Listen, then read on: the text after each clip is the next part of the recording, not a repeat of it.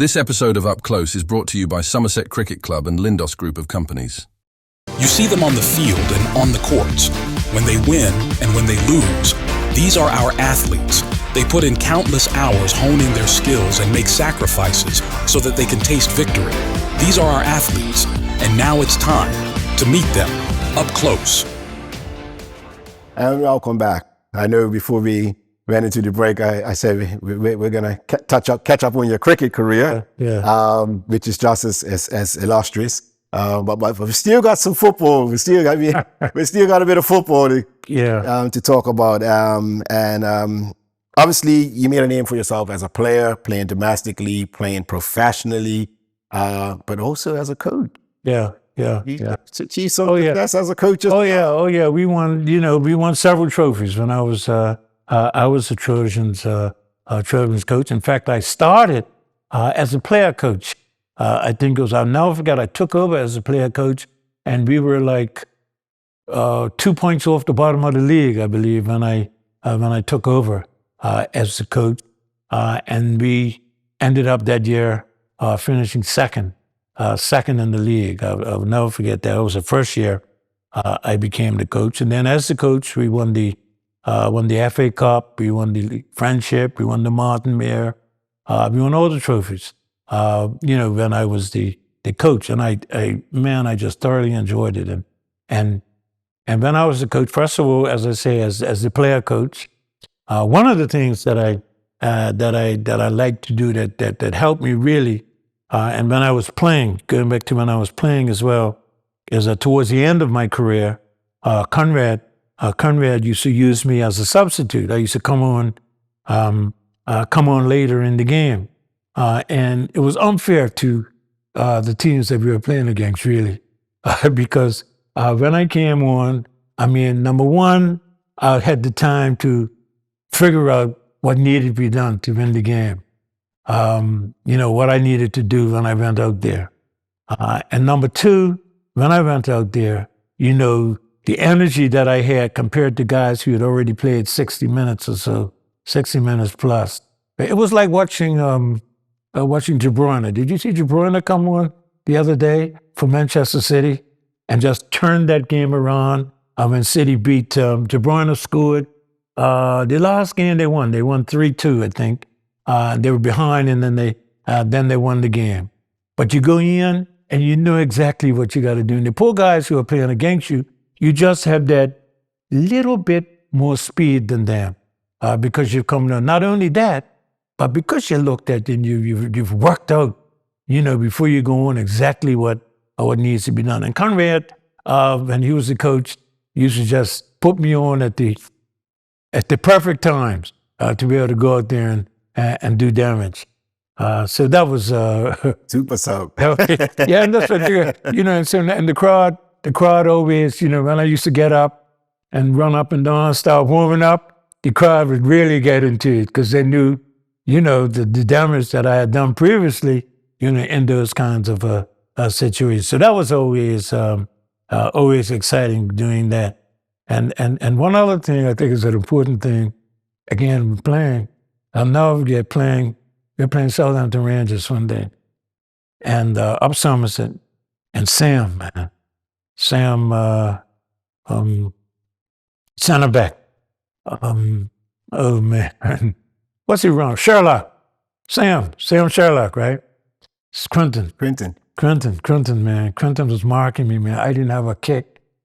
I had Quentin, man. He followed. He was with me everywhere I went for 89 minutes. But I got away from him in the 90th minute, man, and scored the winner. And so I told Sam, I said, great job, man, but Sam, you got to do it for 90 minutes. 89 is not enough. That one little lapse. 1 minute. 1 minute, just one touch. That's all it takes. But man, because Sam was a great player. Sam was a fantastic defender, man. And really, honestly, but I never stopped. I never stopped. I never ever gave up because I wasn't having the success I knew that I would have at some point. I always believed that, I'm going to get through in some way. So So when Mr. Simons retired, yes, you took over. Right. No, I didn't take over from him. Okay. When Conrad went, what happened? Kenny Can became the coach for a couple of years, and then I took over from Kenny Can. And Conrad, in fact, Conrad went and he coached Vasco for a year or two, a couple of years. He coached Vasco. Yeah, and yeah, I took over from Kenny. Would have been around 1977, something like that. Because I'll now forget, because the year we won Cup match in '79, we also won the FA Cup in football. So that was a great year. That was a beautiful year in 1979. Yeah, that's why my telephone number's yeah. We're going to get. It's funny because my cousin of mine had posted a picture of Brutus. Oh yeah, on Facebook, and every time I see that picture, I think of that year because he was your opposite number at the Georges, right? I keep a picture of Brutus and I walking out cup match so to spin the toss at the beginning of the match. I have a nice big picture of that. Yeah. Wow. Yeah. Who were some of the players that played under you? Some of the players when you were coach. When I was a coach. Oh man, we had. Of course, we had, Dennis Brown. Dennis Brown, who became one of the best center backs that Bermuda's ever had, Dennis. And I'll never forget coaching Dennis. He always remembered, because I used to rough him up when we were training. I mean, I used to hit, I would go in and me and it toughen Dennis up. And he'll tell you that and Dennis became one of the best center backs that we've had in Bermuda. But then let me tell you, we had like Roger Hunt on the right. Roger used to play right wing. But we started overlapping a long time ahead of the game when we were playing at Somerset. Roger Hunt overlapping. Minus on the left side. And then when I was coaching, we had let me just see, Bumner Bell. He ran. Oh man, he ran he had more energy than 90 plus. Yeah.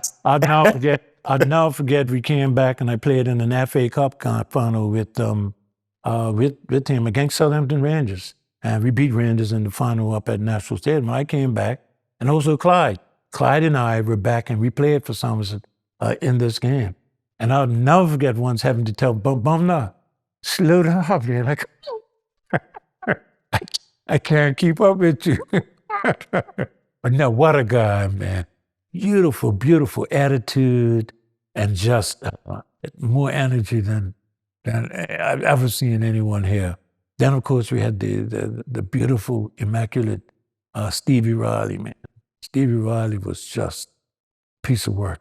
Stevie was a beautiful midfield player, and particularly, Stevie was great at doing that blind side run, and run the back of players and coming in and putting the ball in the back of that. We had Kelly Simmons. Remember Kelly? The Wizard. The Wizard, man. I used to tell Kelly, you know what? When you get that ball, get in the box. Get in the box, man, because they're gonna be afraid to, and then you'll have all the time in the world. Get in the box, because they couldn't, they wouldn't be able to touch you. Then we had, of course, the Bearsden boys played for me, Ducky, and then in goal, Lou Simmons. Lou Simmons was my goalkeeper, a great goalkeeper, great understanding, of the game, that right from the back, helped keep the team organized. We had acrobatic. George Weller. George Weller was one of my fullbacks who played, was really solid player. Boogie Brinkman. We had the other George's nephew Andre Brinkman, who was a left winger, man. Talented, and didn't play that much. Had some challenges, but he was a very, very, very talented left winger. I think he's passed away now. Then We had, I mentioned Ducky Bass, and it's Ducky. And then Ducky's brother, who was up front, oh goodness, his name's escaping me. His name, Kenny Basin, who was another delightful player. Shillings Boys. Yeah, Shillings Boys, that's right. Shillings Boys. Really, really, really outstanding players. Yeah, we had, Bernard Durden. Bernard. Bernard, good header. Right, Bernard played, Bernard went down to play for Devonshire. He didn't play long for Somerset. Bernard played for West End Rovers, I believe, first. And then he went down and played for Devonshire Coats. Yeah. Or who else? Man, there's so many of them. You mentioned Bamla, Courage, Power, and the energy he had. Yes. I remember Courage's girl celebrations, which pretty much emphasized the energy he had. Yeah. He ran 100 yards. He ran around the field. He did a lap of honor. He ran 100 yards. You do that today, you probably got a yellow card. Yeah. I mean, he was just incredible. And let me tell you too, that all of those guys. And their dad's gonna be after the game. Yeah, right. But all of those guys, man. Oh, Michael Lopes was a fullback, man, a beautiful player too, who played at right back. And Larry Simmons was Kelly's brother, was at center back. And we had Earl Howe. Earl Howe was our second keeper behind Lou Simmons, and Earl Howe was a steady keeper too. He ran Coats too. Hmm? He ended up at Coats too, right? Didn't he go Coats? I don't think so. I don't think Earl Howe went to Coats. No, I don't think so. What's his name went? The goalkeeper you mentioned earlier, the bartender. Stickman. Stickman went. Okay. Yeah, went to. I saw a report. Somerset played a tour match. Oh, the Baileys. Again. I forgot to mention Anthony Bailey and Kevin Bailey, man. Those guys are outstanding. My nephews too. Outstanding players, man. Anthony up front, particularly on the left side, and Kevin was a bundle of energy in the middle of the park. Yeah. Wow, amazing. A lot of talent there. And a lot of talent. Tricks. Tricks, right there. Tricks, actually, I played with Tricks. Then also in Tricks played office. How could I not mention Tricks was like incredible. Having played with him. And then, of course, he played when I was a coach too. When I was a coach, Tricks was a senior player. To Stevie and those guys. Yeah. And Tricks was, don't talk about Tricks, man. It's amazing. That left foot he had was absolutely educated, well-educated left foot. Yeah. We definitely got to get to your cricket career, and let's jump right in it. The year 1979. Right. I'm sure a year you will never forget. Oh, absolutely. I'll never forget it because, number one, Somerset hadn't won the cup for about 19 years, 20 years. The last time St. George's had held the cup since, it was the late 50s, I think it was the last time that Somerset had actually won the cup. So almost 20 years.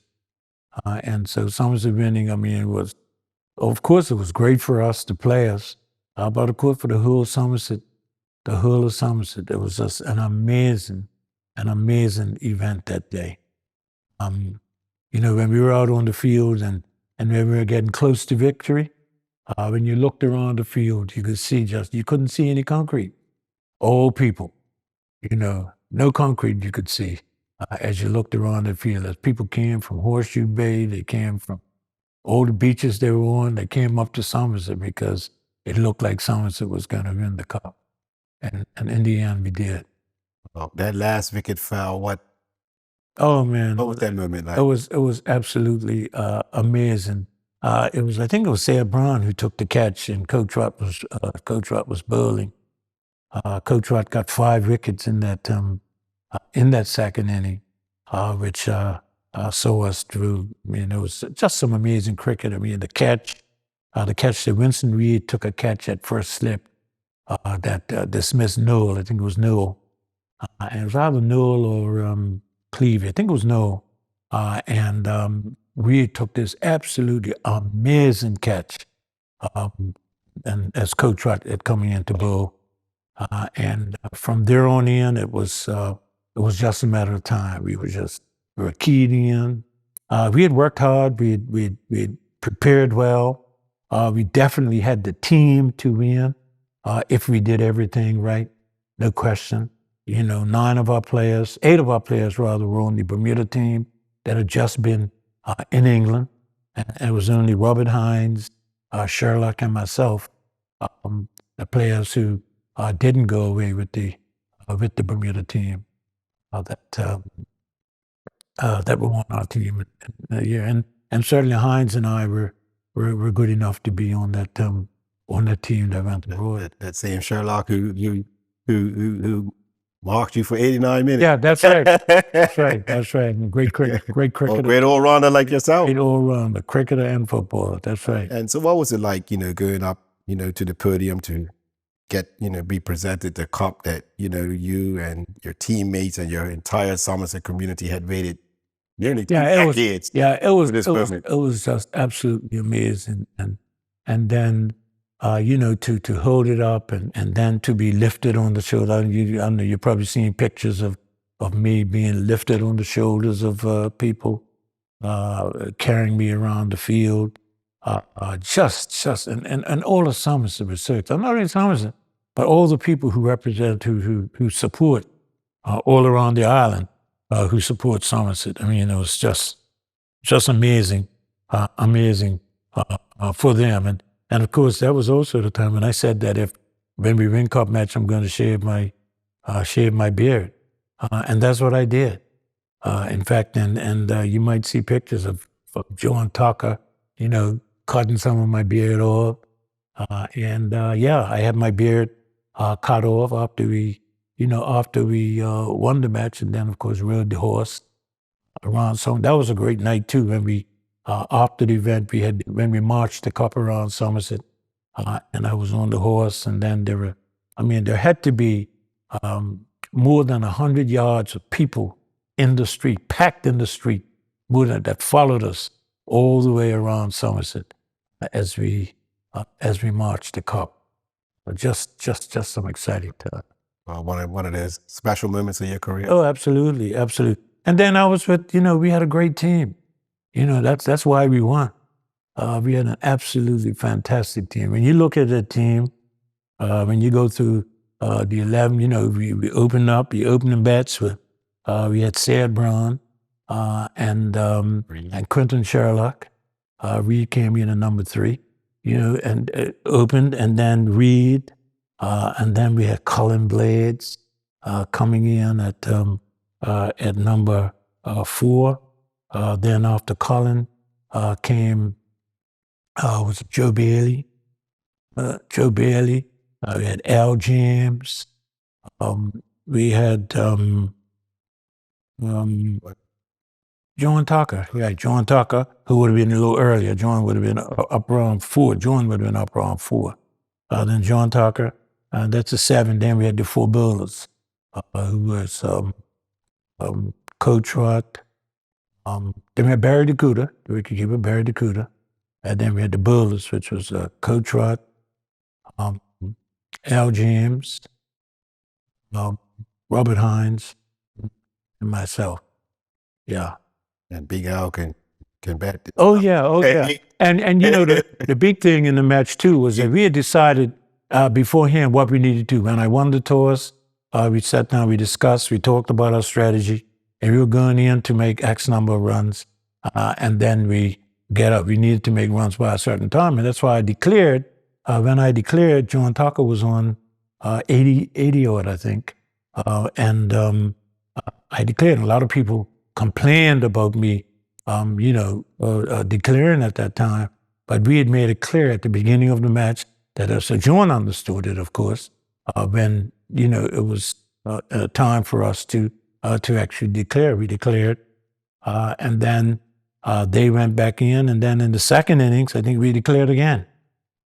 We declared twice. We declared in the second innings in order to give us enough time to bowl St. George's out a second time, which is what we did. Probably with about just over an hour to spare, hour and a half, close to 2 hours to spare in the match. So it was, it worked to plan, and as I say, it was because we had a good team. We had, there were 11 captains on that team. And I look at that team, the quality of the players on that team. All of them could have been captains. I mean, Blades, Coach Rod, Stab Brown, Reed, Joe Bailey. They all could have been captains of their teams. They all were very knowledgeable about the game of cricket. And so, and all that came together, and we just worked with each other and made it happen. I just happened to be the leader, the captain of the team. I know we're running out of time here, but just before I go, obviously your role was predominantly as a bowler, and yes, what stood out for me was your unorthodox delivery. Everybody remembers it. I don't know if the folks out there remember, but 2 arms over. He's a bowl with both. Yeah, both arms came over. So what was that about? That was what I did from a kid, and I did it from a kid, and I'll never forget. Champ Hunt was a coach, and Champ Hunt, saw me when he swing. They said, "Leave me alone." And that was what I did, and they never changed. It never got me to bowl the orthodox way, and it proved to be very successful. Of course, I did it in England when I was in England playing for the college, and also I became captain of my college team in cricket as well in England. John Snow. John Snow, that's his name. Yeah, John Snow, who played for England, played with me at Column College. I played with that. And then also in England, I played with the opening bet, the Yorkshire opening bet. When I played for Murfield in the Yorkshire League.